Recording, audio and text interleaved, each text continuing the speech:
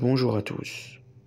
Cette vidéo va traiter de l'abandon de la notion d'église conciliaire dans la fraternité Saint-Pédis. En 2013, 2 articles ont été publiés sur le thème de l'église conciliaire. Les auteurs des 2 articles sont Monseigneur Bernard Tissier de Malray et l'abbé Glaise, tous 2 membres de la fraternité Saint-Pédis. Ces 2 articles s'opposent radicalement. Celui de l'abbé Glaise défend l'idée que l'Église conciliaire ne signifierait pas une institution distincte de l'Église catholique, mais plutôt une tendance au sein de celle-ci et un esprit nouveau qui se serait introduit à l'intérieur de l'Église. L'abbé Glaise écrira aussi que l'expression « Église conciliaire » désigne, dans la pensée de Monseigneur Lefebvre, comme dans la réalité, l'état de privation fomenté par la partie séditieuse qui sévit à l'intérieur de l'Église, et non pas une autre Église qui serait comme telle distincte en acte et numériquement de l'Église catholique. L'Église libérale, moderniste ou conciliaire est l'Église considérée dans l'une de ces tendances qui tend à la corrompre de l'intérieur. Pour lui, l'Église conciliaire se réduit donc à la vraie Église atteinte d'une maladie, dans un état de pure privation.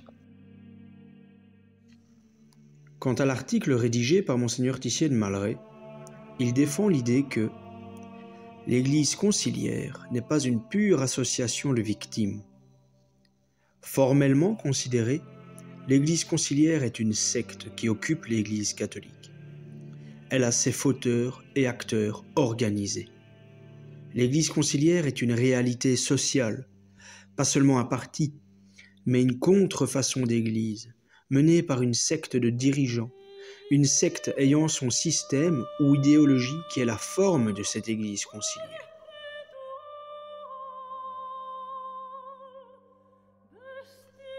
La question peut paraître secondaire et accessoire, mais elle ne l'est point. En effet, si comme le prétend l'abbé Glaise, il n'y a pas une secte infiltrant la structure de l'église, alors l'Église officielle représente sans distinction possible l'Église catholique, dont nous serions exclus depuis 1988. Cette question est grave de conséquences en ce qui concerne les relations avec Rome. Et c'est d'ailleurs pour cela que les 2 articles se suivent de près. L'un a pour but de défendre l'idéologie ralliériste de Monseigneur Felay avec des arguments apparemment solides, et l'autre a pour but de freiner le cataclysme en cours débuté en 2012 par Monseigneur Felay et ses assistants. Le diagnostic posé sur un mal aura des conséquences sur le remède à apporter. Cette question est donc cruciale, car le remède proposé en conséquence d'un mauvais diagnostic risque au mieux d'être un somnifère, sinon un véritable poison.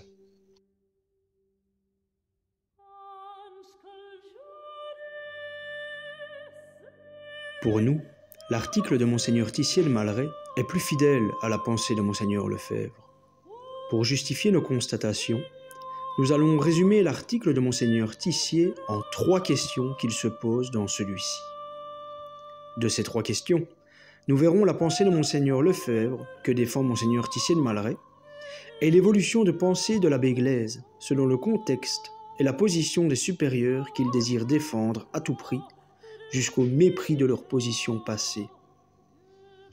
Tout d'abord, il nous faut constater que Monseigneur Lefebvre a usé de ce terme, Église conciliaire, en maintes occasions, et ce, à partir de 1976 jusqu'à sa mort en 1991.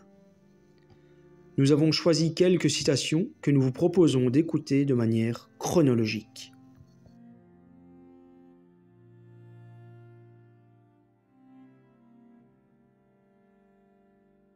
Ce concile, ils sont donc obsédés, vous voyez, par la fidélité à ce concile Vatican II, n'est-ce pas, qui est pour eux la nouvelle Église, c'est l'Église conciliaire, avec ses sacrements, sa foi, son culte, ses catéchismes et tout, c'est effrayant.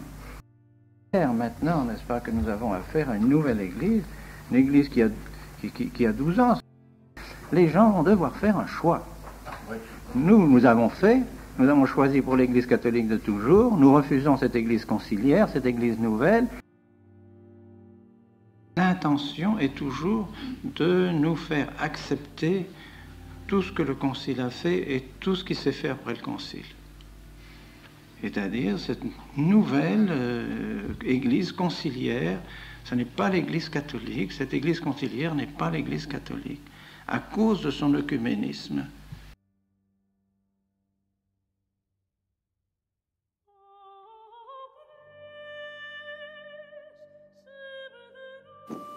C'est lamentable, lamentable.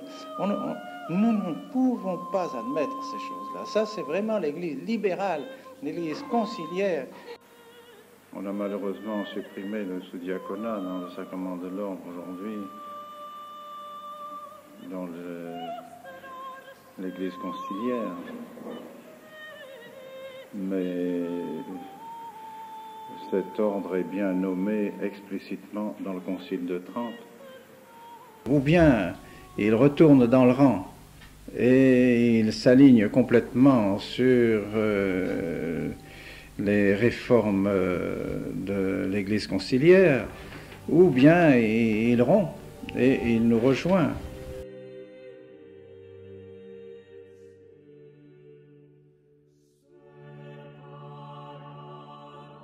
À la réflexion, il nous apparaît clairement que le but des colloques et de la réconciliation est de nous réintégrer dans l'Église conciliaire, l'unique Église à laquelle vous faisiez allusion dans vos entretiens. Fille de notre Seigneur dont vous avez besoin pour aller au ciel, et qui est en train de disparaître partout dans cette Église conciliaire qui suit des chemins qui ne sont pas des chemins catholiques et qui mènent tout simplement à l'apostasie. Ils ne sont pas allés dans les monastères modernistes, enfin qui sont soumis à l'Église conciliaire, qui sont soumis aux doctrines modernistes. Ils ont fait exprès le choix du barreau pour demeurer dans la tradition, pour demeurer dans la foi de toujours. Et puis maintenant, on les met sous l'autorité conciliaire, de l'Église conciliaire. En ce cas, nous ne pouvons pas hésiter. Ou bien nous sommes avec l'Église, nous sommes contre l'Église. Nous sommes pour cette nouvelle Église conciliaire qui n'a plus rien de l'Église catholique.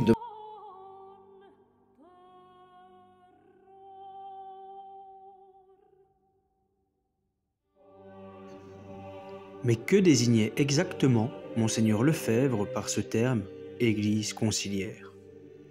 Revenons aux 3 questions que se pose Monseigneur Tissel-Maleret dans son article paru dans Le sel de la terre.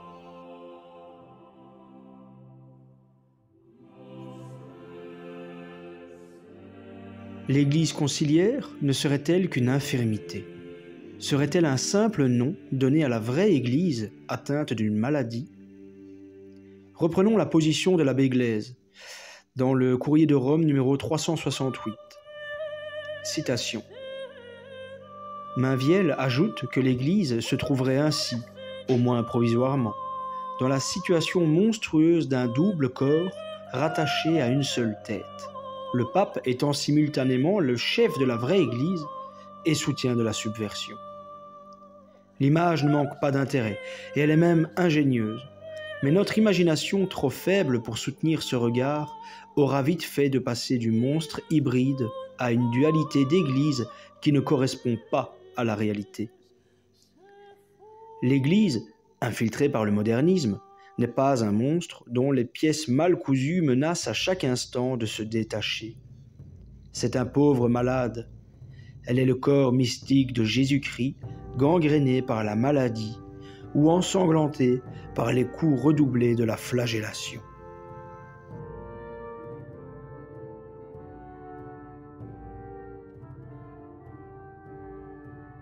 Nous pouvons remarquer que l'abbé Glaise commence par citer Mainvielle, et puis subtilement le contredit.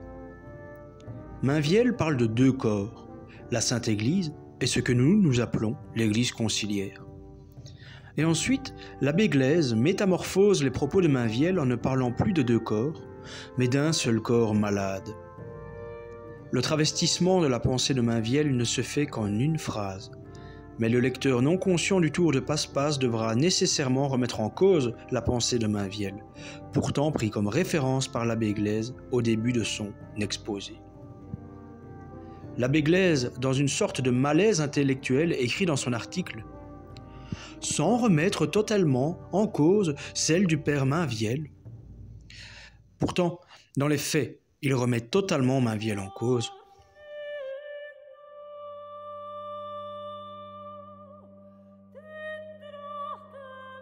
Que pensait Monseigneur Lefebvre de la pensée de l'abbé Glaise? Voici des extraits de conférences et de sermons en la faveur de l'écrit de l'abbé Glaise. C'est parce que, justement, nous sentons et nous avons la conviction que quelque chose s'est passé dans l'Église depuis 15 ans. Quelque chose s'est passé dans l'Église qui a fait parvenir jusque dans les plus hauts sommets de l'Église et dans ceux qui devraient défendre notre foi, un virus, un poison qui fait qu'ils adorent le veau d'or de ce siècle.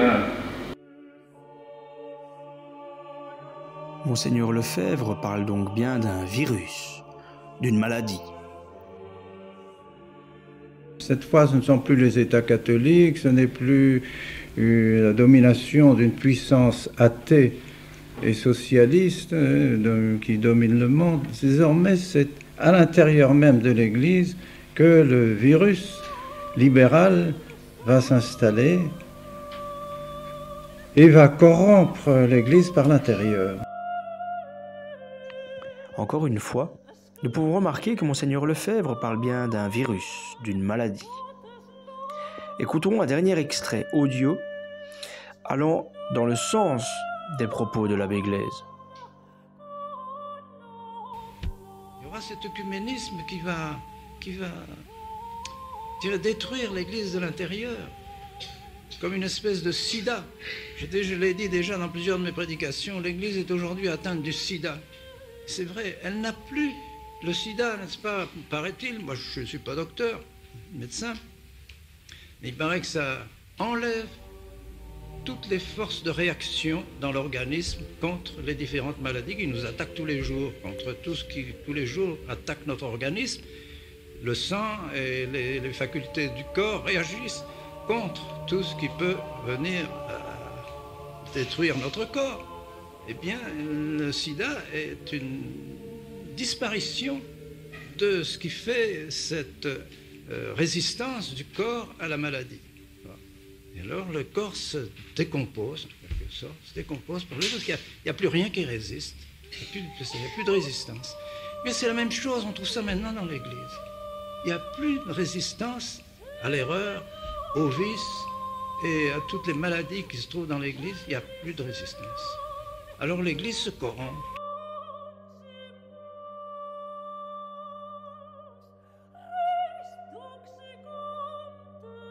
À la vue de ces citations, il nous faut accepter et conclure que Monseigneur Lefebvre a parlé d'une Église malade en parlant de l'Église catholique.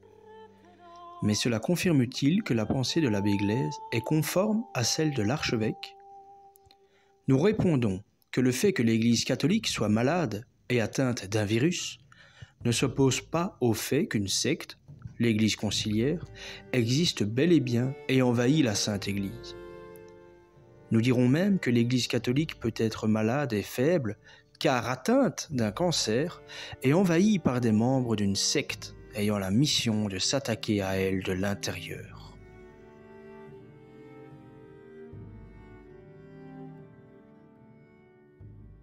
Quand Monseigneur Lefebvre parle d'autodémolition de l'Église, il exprime bien par là que des membres matériels de l'Église ont la mission de la corrompre de l'intérieur. Le pape lui-même a dit que l'Église était dans l'autodestruction, l'autodémolition. Mais on voudrait bien savoir quels sont ceux qui démolissent l'Église. Mais où sont-ils, ceux-là, qu'on nous les désigne pour qu'on les chasse, qu'on les mette hors de l'Église, si vraiment ils démolissent l'Église. Où sont-ils, ces démolisseurs? Eh bien, moi, je vous dis, ils ont commencé surtout dans le Concile, et maintenant, ils ont envahi toute l'Église. Ils sont à Rome, Ils sont dans les diocèses, ils sont dans les évêchés, ils sont dans les secrétariats d'évêchés, ils sont dans les universités, ils sont partout, dans les écoles catholiques. Ils sont partout, ces démolisseurs de l'Église. Ils sont dans les paroisses, ils sont partout. Alors nous voulons nous défendre comme un organisme qui se défend contre la maladie. Et on nous dit non, non, non, restez malade, continuez dans la maladie.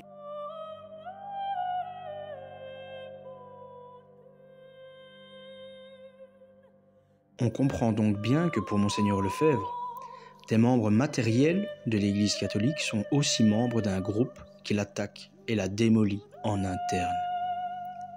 L'archevêque fera même le lien entre la paralysie de l'Église, paralysie assimilable à une maladie conséquente d'une occupation par un corps étranger, par une secte qu'il appelle l'autre Rome. En effet, dans son ouvrage « Ils l'ont découronné », il écrira « La Rome de toujours est réduite au silence, paralysée par l'autre Rome, la Rome libérale qui l'occupe. » En résumé, nous pensons comme l'abbé Glaise que l'Église est actuellement malade. Mais pour nous, la maladie réside dans le fait qu'elle est envahie par un groupe de prélats ayant la mission de l'ennemi, et que ces prélats forment une société que l'on appelle l'Église conciliaire. Pour nous, cette Église conciliaire est comparable à un cancer, un corps étranger attaquant le corps initialement sain tout en ayant son apparence, alors que pour l'abbé Glaise, la maladie est purement et simplement un manque de défense face aux erreurs modernes.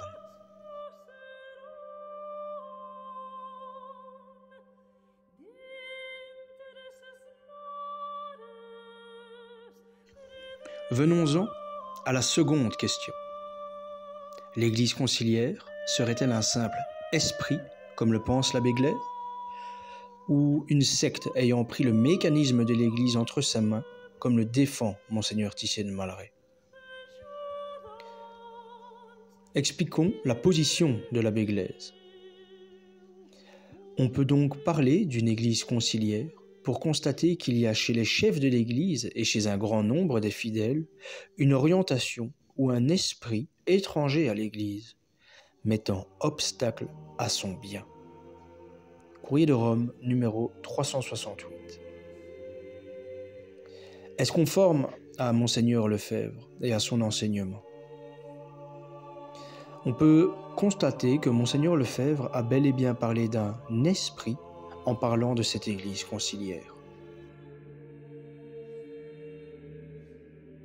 En effet, lors de son interrogatoire de 1979 par les autorités romaines, on lui posera cette question. Doit-on conclure de ces affirmations que, selon vous, le pape, en promulguant et imposant le nouvel ordre domicé et l'ensemble des évêques qui l'ont reçu, ont instauré et rassemblé autour d'eux visiblement une nouvelle Église conciliaire, radicalement incompatible avec l'Église catholique? Voici la réponse de Monseigneur Lefebvre. J'observe tout d'abord que l'expression de l'Église conciliaire n'est pas de moi, mais de Monseigneur Benelli, qui dans une lettre officielle demandait que nos prêtres et nos séminaristes se soumettent à l'Église conciliaire. Je considère qu'un esprit de tendance moderniste et protestante se manifeste dans la conception de la nouvelle messe et d'ailleurs de toute la réforme liturgique. Nous disons que ce propos ne va pas contre l'idée qu'une secte s'est emparée des structures matérielles de l'Église catholique. Le fait que Monseigneur Lefebvre parle parfois uniquement de l'esprit qui dirige cette secte ne signifie pas qu'il rejette l'idée de l'existence même de cette secte. L'un n'empêche pas l'autre. Monseigneur Lefebvre a d'ailleurs clairement dénoncé cette secte, cette nouvelle Église, et a montré qu'il croyait en son existence concrète et matérielle. En effet, on peut lire dans la lettre qu'il a écrite, Lettre aux Amis Bienfaiteurs numéro 9, citation. « Ce n'est pas l'Église ni le successeur de Pierre qui nous frappe, mais des hommes d'Église imbus des erreurs libérales, qui occupent des postes élevés de l'Église et profitent de leur pouvoir pour faire disparaître le passé de l'Église et instaurer une nouvelle Église qui n'a plus rien de catholique. » Il écrira aussi ces lignes.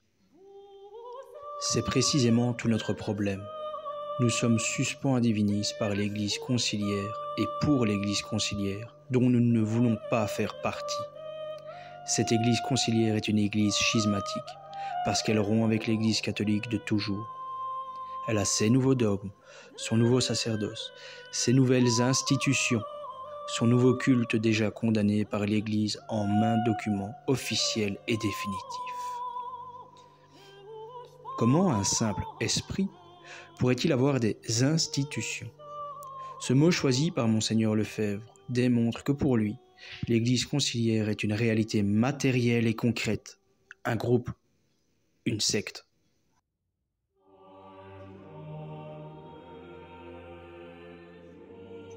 En continuant de l'écouter, nous pourrons remarquer que, selon lui, l'Église conciliaire n'était pas un simple esprit. C'est ça le bien des hommes, c'est ça l'Église, c'est ça le... Non, c'est vraiment... C'est une secte, vous savez, c'est une secte qui s'est emparée de Rome, vraiment, s'est emparée des leviers de direction, je dirais, de l'Église, et ils se servent de leur autorité pour détruire vraiment l'Église du passé. Parce qu'ils ont l'esprit mal formé et ils se figurent que ce mondialisme, cet universalisme, cet œcuménisme et tout ça qu'ils sont en train de développer, que c'est ça qui va être la religion future, c'est ça qui va développer l'Église. Donc à ce concile, ils sont donc obsédés, vous voyez, par la fidélité à ce concile Vatican II, n'est-ce pas, qui est pour eux la nouvelle Église, c'est l'Église conciliaire, avec ses sacrements, sa foi, son culte, ses catéchismes et tout, c'est effrayant. Non, c'est clair maintenant, n'est-ce pas, que nous avons affaire à une nouvelle Église, une Église qui a 12 ans, c'est ce que j'ai dit aussi à ces messieurs quand ils me demandent. Les gens vont devoir faire un choix. Nous avons choisi pour l'Église catholique de toujours, nous refusons cette Église conciliaire, cette Église nouvelle. Eh bien, maintenant, les gens vont devoir faire un choix. Oui, je suis un rebelle, mais oui, je suis un dissident, mais oui, je suis un désobéissant. À ces gens-là, des bounini. Bien sûr que je suis désobéissant à ces gens-là. Des gens qui sont infiltrés dans l'Église pour détruire l'Église, c'est clair. C'est pas possible autrement, voyons. Pas possible. Alors, on va contribuer à la destruction de l'Église. On va dire oui, amen.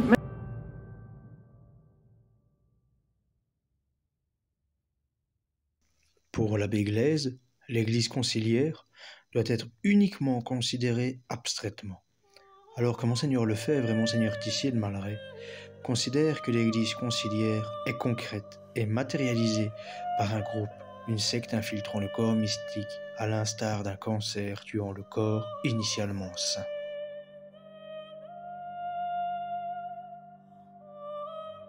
Une troisième question est posée par Monseigneur Tissier de Malaret dans son étude démontrant l'existence d'une secte conciliaire. Quels sont les rapports de cette secte avec la vraie Église? Dans son étude, Monseigneur Tissier écrit ceci. Tout d'abord, l'Église conciliaire n'est pas matériellement séparée de l'Église catholique. Elle n'existe pas indépendamment de l'Église catholique. Il y a distinction, certes, entre elles, distinction formelle, sans séparation matérielle absolue. La hiérarchie de l'Église conciliaire coïncide presque exactement avec la hiérarchie de l'Église catholique. Les membres de l'Église conciliaire sont tous membres, au moins matériellement, de l'Église catholique. De même qu'on a pu dire, avec un grain de sel, que le libéralisme est une hérésie catholique, en ce sens qu'elle ne naît qu'au sein de l'Église catholique et qu'elle n'existe et ne se développe qu'aux dépens de l'Église catholique. De même, on peut dire que l'Église conciliaire naît de la corruption de l'Église catholique et qu'elle ne peut vivre que de cette corruption, comme un parasite qui ne vit qu'aux dépens de l'organisme parasité, en pompant la substance de son hôte pour construire sa propre substance. Il y a une sorte de transfert de substance, si j'ose dire, de l'une à l'autre dans un sens évidemment métaphorique et non philosophique. Pour devenir conciliaire, Il n'est pas besoin de se séparer de l'Église catholique. Il suffit de se laisser corrompre par le poison et de laisser absorber sa substance par le parasite conciliaire.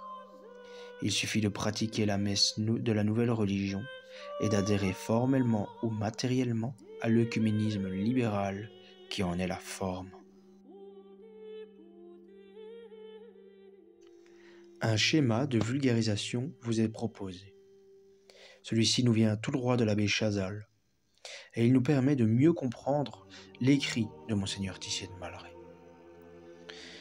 On peut aussi voir que Monseigneur Lefebvre confirmera ce schéma de vulgarisation. Lui aussi a fait la distinction entre l'Église visible et l'Église officielle. Écoutons Monseigneur. Je vous demande, où sont les véritables notes de l'Église? Sont-elles davantage dans l'Église officielle? Il ne s'agit pas de l'Église visible, il s'agit de l'Église officielle. Et puis, et nous, ce que nous représentons, ce que nous sommes. Il est clair que c'est nous qui gardons l'unité de la foi. Clair. Il n'y a plus aucune unité de la foi dans l'Église officielle. Alors c'est tout à fait faux de dire que... de considérer nous considérer comme si nous ne faisions pas partie de l'Église visible. Invraisemblable. Nous ne faisons pas partie. C'est l'Église officielle qui nous rejette, mais ce n'est pas nous qui rejetons l'Église, bien loin de là, au contraire. Et nous sommes toujours unis à l'Église romaine, à l'Église et même au pape, bien sûr, aux successeurs de Pierre. Nous qui sommes sortis de l'Église, ce sont eux qui sortent de l'Église. Et quand il dit il ne faut pas... Alors, l'Église visible, c'est encore là, comme il se trompe, il assimile l'Église officielle à l'Église visible. Nous ne serions plus de l'Église visible. Incroyable. Nous ne serions plus non plus l'autorité des fidèles sous l'autorité du pape. Nous ne récusons pas l'autorité du pape, mais nous récusons ce qu'il fait. L'autorité en soi du pape, nous reconnaissons que le pape a une autorité, mais quand il se sert de son autorité pour faire le contraire de ce pourquoi il lui a été donné, c'est évident qu'on ne peut pas le suivre. Obligatoirement en sortir pour ne pas perdre son âme, dans une certaine mesure, oui, évidemment, évidemment.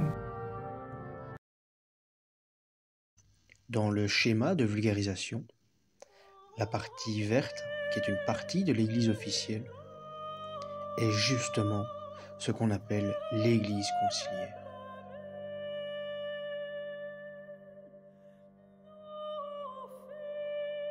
Nous allons donc terminer par nous poser cette dernière question. Qui a donc changé? Le simple fait qu'avant d'être attiré par les propositions romaines, l'abbé Glaise ne tenait pas les propos qu'il tient aujourd'hui, nous montre le but de ses propos actuels. À l'époque, il avait la même opinion concernant la secte conciliaire que Monseigneur Tissier et que Monseigneur Lefebvre. En effet, l'abbé Glaise écrivait en 2005, citation, « Prenons garde à confondre aujourd'hui Église visible et Église officielle, c'est-à-dire appareil hiérarchique investi par la nouvelle pensée de Vatican II. L'Église visible, c'est la tradition, c'est-à-dire la vie théologale essentielle qui se manifeste à travers la vie sociale essentielle. Tandis que l'Église officielle, c'est une secte, une idéologie, celle du modernisme qui a investi les postes du pouvoir dans l'Église et qui se donne l'apparence trompeuse de l'Église. Mais cette apparence trompeuse est trompeuse parce qu'elle résulte d'une similitude dans la physionomie, sans qu'il y ait similitude dans les opérations vitales. Et de la même manière que l'homme et le singe peuvent présenter la même physionomie, bien qu'ils ne possèdent pas du tout les mêmes aptitudes, ainsi en va-t-il de la véritable Église et de la secte. Si l'on s'en tient à la pure physionomie, on va prendre le singe pour un homme, et on prendra la secte pour l'Église. On retrouve opportunément la citation de l'Apocalypse de Saint Jean. « Puis je vis monter de la terre une autre bête qui avait 2 cornes semblables à celles d'un agneau, et qui parlait comme un dragon. » Or, dans le cas de l'Église, Ces aptitudes que la secte ne peut pas posséder, ce sont les notes. Les notes, ce sont les opérations vitales de l'Église que nulle secte ne pourra jamais contrefaire. » Fin de citation. Elle est trouvable dans la revue Nouvelles de Chrétienté, le numéro 93 de juin 2005. L'abbé Glaise a donc changé de discours. La vérité étant fixe, ce qui varie en fonction des offres romaines ne saurait être dans le vrai. Pour ces raisons, nous sommes obligés de constater que seul le clergé de la Résistance garde l'esprit de Monseigneur Lefebvre. D'un côté, la fraternité actuelle ne publie jamais les textes de Monseigneur Lefebvre en faveur de l'existence de la secte. Et d'un autre côté, les célébacantistes refusent de voir que Monseigneur Lefebvre pensait que les membres de l'Église conciliaire restent membres matériels de l'Église catholique et peuvent donc rester les chefs légitimes de la Sainte Église.